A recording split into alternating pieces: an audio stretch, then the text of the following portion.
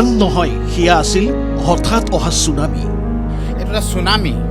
এতিয়া ইয়াত আমাৰ এই 5জন মানুহৰ ডাম্পাৰৰ ওপৰত ডাম্পাৰ টপ ডুবি গ'ল। মানুহৰ এৰা থোৱাটো পানী, তাৰ মাজত চিঞৰি আছে, কোন কেনেকৈ ওলায়।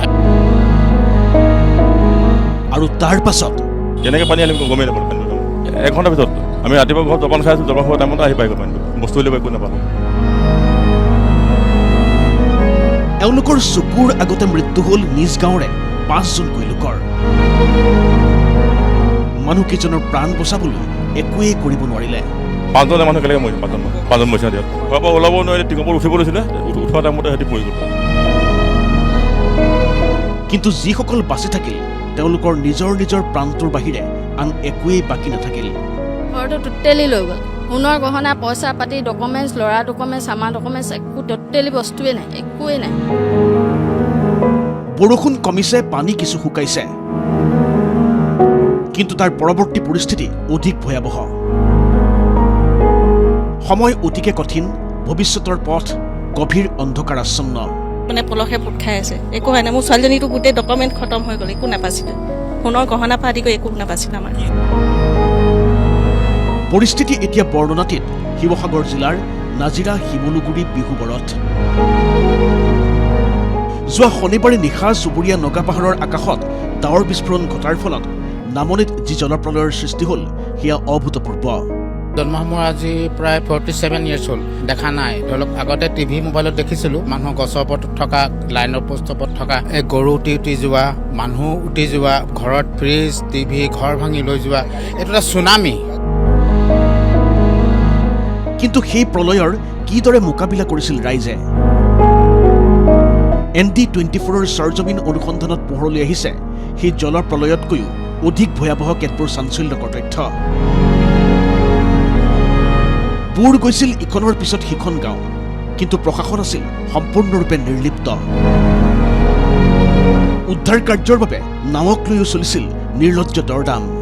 যে এই চব গৰু মৰি আছে, আমি পুলিচকো ক'লো আমাৰ বোলে দায়িত্ব নহয় বুলি কৈছে। আমাৰ 13জনে গছত পাৰ কৰিলে গোটেই নিশা, কিন্তু এখন নাও নাহিলে।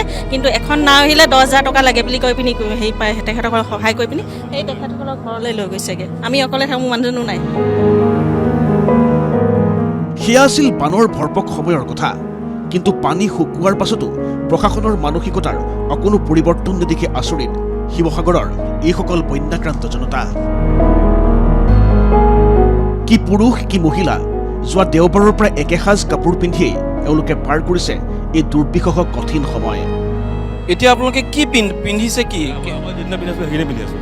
সেইকেইটাই দেওবাৰ পৰা পানী হ'ব পৰা সেইখিনি পিন্ধি কাপোৰ, আমি বেলেগ কাপোৰ নাই পিন্ধা, একো কাপোৰেই নাই আমাৰ পিন্ধিবলৈ। আমি একেখিনি কাপোৰকে পিন্ধি আছোঁ। এই পানীত ডুব গ'ল, আমাৰ ঘৰো এতিয়া মানে চফা কৰিবলৈ মানুহ পোৱা নাই, চৰকাৰৰ ফালৰ পৰা কোনো সাহায্যও পোৱা নাই।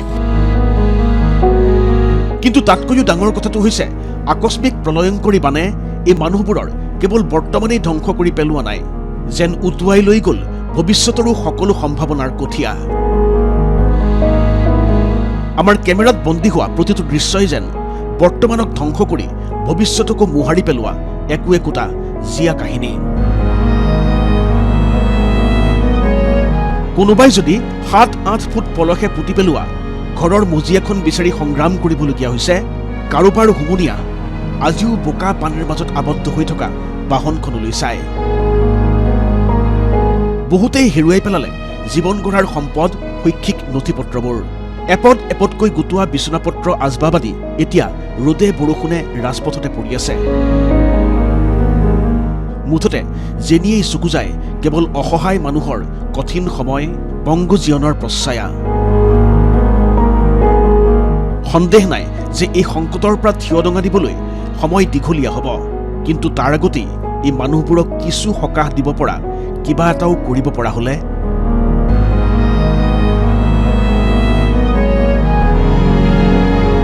ভিডিঅ' জাৰ্নেলিষ্ট অমিত সেনৰ সৈতে নাজিৰাৰ পৰা অংশুমান দত্তৰ সহযোগত বিমল ভূষণ মহন্তৰ ৰিপৰ্ট, ND24।